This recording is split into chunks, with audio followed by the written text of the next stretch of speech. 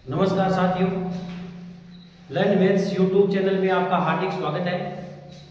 तो 2025 10वीं board exam को मद्देनजर रखते हुए यह learn maths YouTube channel start किया गया है। तो इस चैनल पे ज़्यादा से ज़्यादा जुड़ें और चैनल को ज़्यादा से ज़्यादा सब्सक्राइब करें। यह एक क्रेश कोर्स स्टार्ट किया गया है जो 30 दिन के अंदर कंप्लीट करवा दिया जाएगा। तो डेली क्लास होने वाली है। तो आज हम पढ़ने वाले हैं रियल नंबर्स, वास्तविक संख्याएं। तो वास्तविक संख्याओं में हमारा चैप्टर फर्स्ट है क्लास 10th का। तो उसमें हम सबसे पहले पढ़ेंगे प्राकृतिक संख्या के बारे में, जिसको बोलते हैं अपन नेचुरल नंबर। प्राकृतिक संख्या कौन सी होती है? जो एक से शुरू होती है और अनंत की ओर अग्रसर होती है। मतलब यहां से एक से शुरू होगी और अनंत की ओर अग्रसर होगी। फिर बात करेंगे अपन पूर्ण संख्या की। पूर्ण संख्याएं स्टार्ट होती है 0 से लेके और अनंत की ओर, ठीक है। फिर बात करते हैं अपन पूर्णांक संख्या की। पूर्णांक संख्याएं स्टार्ट होती है माइनस इनफाइनाइट से लेके प्लस इनफाइनाइट तक, जिसमें 0 भी आपका क्या होता है? शामिल होता है। इन सभी संख्याओं में फिर बात करते हैं अपन परिमेय संख्या की। परिमेय संख्या कौन सी होती है? जो P/Q के रूप में लिखी जाती है। P/Q के रूप में लिखी जाती है और Q बराबर नहीं होता है 0 के। जैसा कि एग्जांपल अपन लेते हैं 22/7, 5/9, 5, 3 माइनस 22/7, 22√2/11√2। ये सभी क्या है? परिमेय संख्याएं। फिर हम बात करेंगे अपरिमेय संख्या की। अपरिमेय संख्या होती है जिसको अपन P/Q के रूप में नहीं लिखा जा सकता है। P/Q के रूप में तो हमने परिमेय संख्याएं और अपरिमेय संख्याओं के बारे में पढ़ा कि परिमेय संख्याएं P/Q के रूप में लिखी जाती है जिसमें Q बराबर 0 नहीं होता है। जबकि अपरिमेय संख्या की बात करें तो अपरिमेय संख्याएं आपकी P/Q के रूप में नहीं लिखी जाती है, जैसे कि पाई हो गया, √2 हो गया, √3 हो गया। आगे हम बात करेंगे वास्तविक संख्याओं के बारे में। हमारा चैप्टर का नाम है वास्तविक संख्याएं। तो वास्तविक संख्याएं कौन सी होती है? जिसमें परिमेय प्लस अपरिमेय संख्याएं शामिल होती है। वे होती है आपकी क्या? वास्तविक संख्याएं। जैसा कि √2 हो गया, √3 हो गया, पाई हो गया, 5 हो गया, 7 हो गया। ये सभी क्या है? आपकी वास्तविक संख्याएं। फिर बात हम करेंगे कि वास्तविक संख्याओं में, जैसा कि कुछ मैं नोट दिखा रहा हूं आपको, कि अपरिमेय संख्या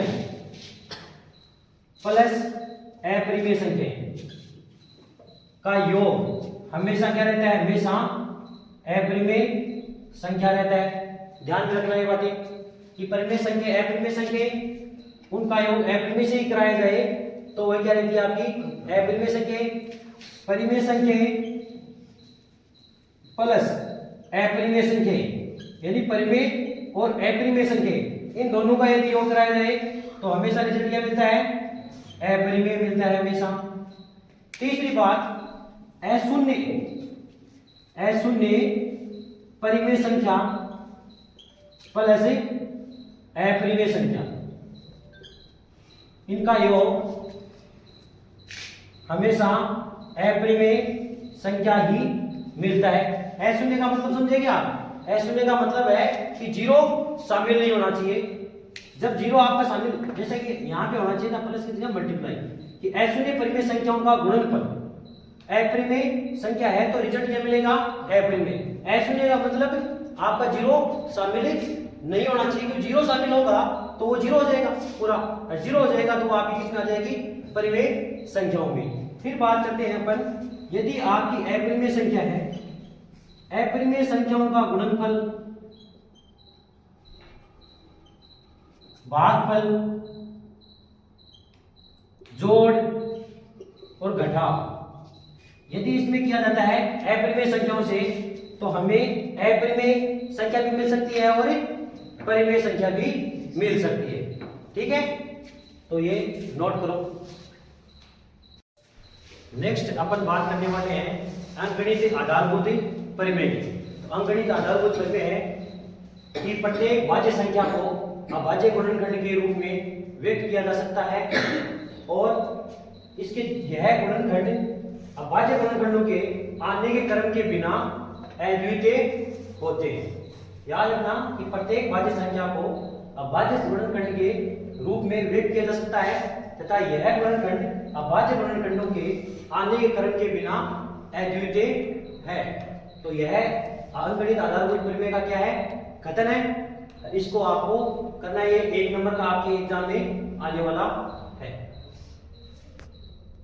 अब हम बात करने वाले हैं अभाज्य गुणनखंड की। तो अभाज्य गुणनखंड को गुणनफल के रूप में कैसे व्यक्त किया जा सकता है वो अपन सीखेंगे कि कैसे किया जाता है। सबसे पहले अपने को 140 इस प्रकार लिखना है, फिर इसका इकाई अंक को देखना है कि इकाई अंक हमारा क्या सम है या विषम है। यदि सम है तो 2 से विभाजित होगा, यदि विषम है तो फिर हम किस पे चलने वाले हैं, 3 पे। यदि 3 का इसमें रूल लागू होता है, 3 का रूल कब लागू होता है, जब इसके योग अंकों का योग क्या आना चाहिए, 3 के पहाड़े में आना चाहिए। तो बात करें तो इकाई अंक क्या है, इसका सम है, तो अपन सबसे पहले किससे डिवाइड करेंगे, 2 से। 2 का इसमें भाग लगाएंगे तो ये कितनी बार जाएगा, 70 बार। फिर 2 का इसमें भाग लगाएंगे क्योंकि इकाई अंक भी क्या है, 0 है। 2 का भाग लेंगे तो ये कितनी बार जाएगा, 35 बार। फिर अब देखो इकाई अंक क्या आ गया हमारे पास में, 5। इकाई अंक हमारे पास 5 है तो यह 2 से विभाजित नहीं होगा। ये 2 से कब विभाजित होता है, जब इकाई अंक क्या हो, सम हो। अब अपन बात करते हैं 3 की, और 3 से कब होगा ये विभाजित, 3 से आपका विभाजित होगा जब इनका योग क्या हो, 3 के पहाड़े में आए। और 3 के पहाड़े में भाई देखो 5 और 3 क्या हो रहा है, 8 आपके 3 के पहाड़े में आता नहीं है, इसलिए अपन चलेंगे भाई 5 पे, क्योंकि 4 आता तो 4 2 से विभाजित होने वाला है, इसलिए हम चलेंगे किस पे, 5 पे। तो 5 पे इकाई क्या होता है, 5। तो यह 5 आपका क्या हो जाएगा, इसे विभाजित करेगा ये। तो 5 के पहाड़े में 35 कितनी बार आता है भाई, 7 बार अपन पहाड़ा बोलते हैं तो 35 आता है हमारे पास में। फिर ये 7 है तो 7 एक क्या है भाई, अभाज्य संख्या है। 7 एक अभाज्य संख्या है तो ये अपने आप से क्या होगी, विभाजित होगी। तो ये 7 एकम 7। अब अपन इसको किस प्रकार लिखेंगे कि 140 के अभाज्य गुणनखंड क्या है, 2 गुणा 5 गुणा 7। इस रूप में हम लिखेंगे, यही रूप हमारा क्या है, गुणनफल के रूप में। यदि इसको अपन कहा जाए कि भाई इसको घात के रूप में लिखना है तो घात के रूप में कैसे लिखोगे, 2 कितनी बार आया है, 2 बार, जबकि 5 हमारे पास में कितनी बार है, 1 बार, और 7 कितनी बार है, 1 बार। तो ये तो हो गया अपना गुणनफल के रूप में और ये हो गया अपना घात के रूप में। जब आपको ये पूछा जाए कि भाई इनके घातों का योगफल क्या होगा, दिए गए अभाज्य गुणनखंड के गुणनफल में जो भी आपके अभाज्य संख्याओं के गुणनफल आए हैं उनमें घातों का योगफल क्या होगा। तो घातों का योगफल क्या होगा भाई, 2 + 1 + 1 कितना हो गया है, 4। ठीक है, गुणनफल के रूप में तो लिखना है तो ऐसे लिखना है। जब आप घातों के रूप में पूछा जाए तो आपको घात के रूप में जितनी बार आपका पुनरावृत्ति हो रही है उतनी ही घात आपकी क्या लगने वाली है, ऊपर लगने वाली है। नेक्स्ट अपन बात करें 156 की। तो 156 हमारे पास में है तो इसका भी वैसे करेंगे अपन अभाज्य गुणनखंड। सबसे पहले आपको ऐसे लाइन बनानी है, 156 आप इस प्रकार लिखोगे और सबसे पहले नजर किस पे होनी चाहिए आपकी, इकाई अंक पे। इकाई अंक क्या है आपका, सम संख्या है, इकाई अंक आपका सम संख्या है तो यह किससे विभाजित होगा, 2 से इसको विभाजित करेंगे तो 2 7 14, 1 से 15, 1 से 16 हो गए हैं तो 2 8 16। फिर इकाई क्या है आपका, समय है तो यह 2 से विभाजित होगा तो 2 से करेंगे 2 3 6 और 1 बचा, 1 8 कितने बन गए, 18। तो 18 में 2 का भाग देंगे तो कितनी बार जाएगा, 9 बार। अब बात करें इसकी वापस 2 से विभाजित होगा या नहीं होगा? नहीं होगा। तो अपन बात करेंगे भाई इकाई क्या है? 9। तो अपन बात करेंगे 3 की, और 3 का रूल ये कहता है कि आपका इकाई क्या होना चाहिए? इनका योग क्या होना चाहिए? 3 के पहाड़ी में आना चाहिए। तो 9 और 3 कितने हो गए? 12। तो 3 के पहाड़ी में आ रहा है नहीं आ रहा? तो बात 3 के पहाड़ी में आ रहा है तो 3 से क्या करेंगे इसको? विभाजित। 3 एकम 3 और 3 3 9। अब 13 क्या है भाई? 13 आपकी ये क्या है? अभाज्य संख्या है, और 13 अपने आप से क्या होगी? विभाजित होगी। इसलिए 13 से काटेंगे तो 13 एकम 13। इसको भी वैसे लिखना है 156 के अभाज्य गुणनखंड। तो 156 की अभाज्य गुणन क्या है भाई? 2 गुणा 2 गुणा 3 गुणा 13। यह हमारे पास में 156 के अभाज्य गुणनखंड निकल के आए हैं। ठीक है। तो नेक्स्ट अपन बात करेंगे, अब हम बात करें 3825 की। तो 3825 में सबसे पहले इकाई अंक देखेंगे। हमारा इकाई अंक क्या है? 5। वो क्या है कि विषम संख्या। विषम संख्या है तो 2 से विभाजित नहीं होगी। तो 2 से विभाजित नहीं है तो सब फिर चलेंगे किस पे? 3 पे। और 3 का रूल है तो उनका योग होना चाहिए। तो 5 2 7, 7 8 कितने हो गए? 15। 15 8 कितने हो गए? 18। तो 3 के पहाड़ी में आ रहा है, 3 की पहाड़ी में आ रहा है तो 3 से क्या हो जाएगा? विभाजित। तो 3 एकम 3। 8 में 3 का भाग गए, 3 दूनी 6। तो 3 3 कितना हो जाता है? 9। वो हो जाता है इससे क्या? ज्यादा। तो 3 दूनी 6। 2 से इसमें बचे 2 और 2 कितने बन गए? 22। 3 की पहाड़ी में 3 7 कितना हो गया? 21। 1 से इसमें रहा और 3 5 ही 15। फिर से चेक करेंगे 3 से विभाजित हो रहा है या नहीं हो रहा है। 7 और 5 कितने हो गए? 12। 12 2 14, 14 1 15। तो 15 हो रहा है तो 3 की पहाड़ी में आ रहा है। तो बात करें 3 की पहाड़ी, 3 4 12, 3 दूनी 6 और 3 5 15। फिर 5 2 7, 7 4 कितने हो रहे हैं? 11। तो यह विभाजित नहीं होगा 3 से। तो बात करेंगे 5 की, तो 5 से करेंगे तो 5 8 40, 2 बचे और 5 5 25। ठीक है। फिर आपका इकाई 5 है तो 5 से विभाजित होगा। 5 एकम 5, 3 शेष रहा। 3 और 5 कितने बन गए? 35 और 5 7 कितने हो गए? 35। तो 17 है। 17 क्या है आपकी? अभाज्य संख्या। अभाज्य संख्या है तो ये अपने आप से क्या होगी? विभाजित होगी। इसलिए 38 25 के अभाज्य गुणनखंड क्या आएंगे? 3 गुणा 3 गुणा 5 गुणा 5 गुणा 17। यह तो है आपका गुणनफल रूप में। और इसको यदि अपन घात रूप में लिखें तो 3 की पावर 2, 5 की पावर 2 और 17। यह है आपके घात के रूप में। घात रूप में क्या है? गुणनफल है। और ये सिर्फ आपके क्या है? गुणनफल के रूप में। ठीक है। फिर आगे आप पढ़ेंगे एचसीएफ और एलसीएम। ठीक है। तो हम बात करें एचसीएफ और एलसीएम की। तो एग्जांपल लेते हैं 12 और 15। हमारे पास दो संख्याएं दी हुई है। दोनों संख्याओं में अपन बात करेंगे एचसीएफ और एलसीएम की। तो सबसे पहले तो अपने को अभाज्य गुणनखंड तो निकालने ही पड़ेंगे। तो अभाज्य गुणनखंड अपन निकालते हैं। सबसे पहले इकाई क्या है? हमारा सम है। तो 2 से क्या हो रहा है? विभाजित। 2 से विभाजित वाला कितनी बार हुआ? 6 बार। फिर 2 के पहाड़े से कितनी बार हो रहा है? 3 बार। फिर 3 के पहाड़े से 1 बार। तो इसको अभाज्य गुणनखंड के रूप में लिखेंगे 12 के अभाज्य गुणनखंड बराबर 2 गुणा 3। फिर अपन निकालेंगे 15 की। तो 15 इकाई हमारा क्या है? 5। तो 2 से तो विभाजित होगा नहीं।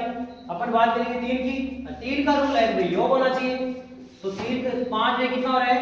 6। तो 3 के पहाड़ी में आ रहा है तो 3 5 15। फिर 5 की पहाड़ी में 5 से विभाजित होगा तो कितनी बार? 1 बार। तो अपन यहां लिखेंगे 15 के अभाज्य गुणनखंड। तो 15 के अभाज्य गुणनखंड हमारे पास में आ रहे हैं 3 गुणा 5। अब अपन बात करेंगे एलसीएम और एचसीएम की। हमारा एलसीएम और एचसीएम समझने योग्य बातें यही है दो कि एलसीएम और एचसीएफ में होता क्या है। एलसीएम और एलसीएम में अंतर इतना है कि एलसीएम में तो होता है कि प्रत्येक अभाज्य गुणनखंड को अपन को शामिल करना है, प्रत्येक अभाज्य गुणनखंड को शामिल करना है जिसकी घात क्या हो, अधिकतम, जिसकी घात क्या हो, अधिकतम हो, वह गुणनखंड आपको शामिल करना है प्रत्येक अभाज्य गुणनखंड। आपको किसी भी अभाज्य गुणनखंड को तोड़ना नहीं है। तो इसमें देखा जाए एलसीएम निकालना है तो भाई 2 इसमें आ रहे हैं, नीचे वाले में नहीं आ रहे, लेकिन अपने को छोड़ना नहीं है। अब 2 ये कितनी बार आ रहा है भाई, इसको पावर के रूप में लिखता हूं, 2 की पावर 2 गुणा 3 और ये 3 की पावर 1 गुणा 5 की पावर 1। तो जितनी ज्यादा पावर है उसी अभाज्य गुणनखंड को क्या करना है, आपको शामिल करना है। यदि इसमें कॉमन नहीं, कॉमन होने की कोई जरूरत नहीं है। तो 2 की पावर 2 है तो ये आपका शामिल हो जाएगा, तो 2 की पावर 2। फिर क्या है 3, भाई 3 की पावर 1 नीचे है, 3 की पावर 1 भी ऊपर है, तो दोनों में एक ही है पावर, अधिकतम घात कितनी है, 1 ही है, तो अपन एक को ही क्या करेंगे, शामिल करेंगे। फिर 5 है, तो ऐसा तो है नहीं कि दोनों में उभयनिष्ठ होना चाहिए, प्रत्येक अभाज्य गुणनखंड लेना है, इसलिए 5 क्या हो रहा है आपका शामिल हो रहा है। तो 5 की पावर क्या आई 1, तो यहां से हमारे पास में निकल के आया 2 की पावर 2 कितना होता है 4 गुणा 3 गुणा 5, हमारा अभाज्य एलसीएम कितना आया 60। यानी 60 एक ऐसी संख्या है जो क्या होगी 12 से भी विभाजित होगी और 15 से भी विभाजित होगी। तो एलसीएम का मतलब ये होता है कि ऐसी संख्या हमें चूज करनी है जो क्या हो 12 से विभाजित हो और 15 से भी क्या हो विभाजित हो। अब बात करें अपन एचसीएफ की। एचसीएफ में क्या होता है कि हमें न्यूनतम घात लेनी होती है, और वो भी क्या, जो दोनों में या तो यहाँ पे 2 अभाज्य गुणनखंड की हुई भाई, या तो 12 और 15 तीसरी संख्या भी हो सकती है, जितनी होगी उनमें सब में क्या होना चाहिए, आपका कॉमन होना चाहिए। ठीक है, सब में आपका कॉमन आना चाहिए और घात क्या आनी चाहिए, सबसे न्यूनतम आनी चाहिए। जैसा कि इसमें दिया हुआ है 2 की पावर 2 है, लेकिन नीचे वाले में 2 नजर आ रहा है क्या, नहीं आ रहा, तो नहीं आ रहा है तो हमें उभयनिष्ठ गुणनखंड लेना है। तो हमारे पास उभयनिष्ठ गुणनखंड है क्या इसमें 2 की पावर 2 उभयनिष्ठ गुणनखंड नहीं है, तो अपन इसको शामिल नहीं करेंगे। अब बात करें आगे वाले की 3, तो 3 हमारा उभयनिष्ठ गुणनखंड है क्या भाई, 3 ऊपर भी है नीचे भी है, 3 की पावर 1 है, नीचे भी क्या है 1, तो न्यूनतम क्या आ रही है 1 आ रही है, तो हम शामिल किसको करेंगे 3 को करेंगे। अब नीचे क्या है 5 ऊपर है क्या नहीं है, तो हमारा उभयनिष्ठ गुणनखंड नहीं आ रहा है, इसलिए हमारा एलसीएम क्या रहेगा 3। तो एलसीएम मतलब न्यूनतम घात होनी चाहिए और उभयनिष्ठ गुणनखंड होना चाहिए। क्या होना चाहिए, उभयनिष्ठ गुणनखंड। जबकि एलसीएम में क्या होता है, अधिकतम घात होनी चाहिए और प्रत्येक अभाज्य गुणनखंड होने चाहिए। ये होता है आपका एचसीएफ और एलसीएम। तो एचसीएफ और एलसीएम का क्वेश्चन 100% आने के चांस है, तो आपको ये आने चाहिए। नेक्स्ट अपन बात करते हैं क्वेश्चन नंबर आपके 2 की। क्वेश्चन नंबर 2 है कि पूर्णांकों के निम्नलिखित युग्मों का एचसीएफ और एलसीएम ज्ञात कीजिए तथा इसकी जांच भी कीजिए कि दो संख्याओं का गुणनफल बराबर होता है एचसीएफ और एलसीएम। तो हमारा वही है फॉर्मूला। सबसे पहले 26 और 91 का आपको निकालना है क्या, अभाज्य गुणनखंड। अभाज्य गुणनखंड और निकालने के बाद में एलसीएम और एचसीएफ आपको निकालना है। तो सबसे पहले 2 से डिवाइड होगा कितनी बार 13 बार, फिर 13 डिवाइड होगा किसे 1 बार। तो यहाँ 26 के अभाज्य गुणनखंड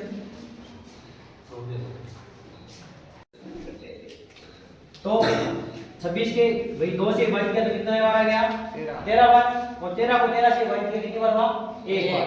तो 26 के अभाज्य गुणनखंड क्या निकल के आए, 26 के अभाज्य गुणनखंड बराबर क्या निकल के आए हमारे पास में 2 गुणा 13। फिर बात करें अपन 91 की, तो 91 में हमारे देखो इकाई क्या है 1 है, तो ये 2 से विभाजित नहीं होगा। तो अपन बात करेंगे 3 से, तो 3 का क्या होता है अभी योग होना चाहिए। तो योग हमारा कितना आ रहा है 9 और 1 10, 9 और 1 10 आ रहा है, तो 2 3 से विभाजित नहीं होगा। फिर अपन चलेंगे 5 पे, तो 5 में क्या होना चाहिए, इकाई क्या होना चाहिए आपका 5 होना चाहिए। फिर अपन बात करेंगे 7 की, तो 7 से विभाजित देखो 7 का कितनी बार जा रहा है इसमें, 7 का भाग रहेगा आपका कितनी बार 13 बार। 13 7 कितना होता है 91। क्योंकि आप इसे क्रॉस मल्टीप्लाई करके भी आप चेक कर सकते हो कि 91 आ रहा है या नहीं आ रहा है। तो 13 7 कितना होता है 91, फिर 13 अपने आप से क्या हो जाएगा विभाजित। तो यहाँ लिखेंगे अपन 91 के अभाज्य गुणनखंड। 91 के अभाज्य गुणनखंड आए हैं 7 गुणा 13। अब अपन बात करेंगे एलसीएम की।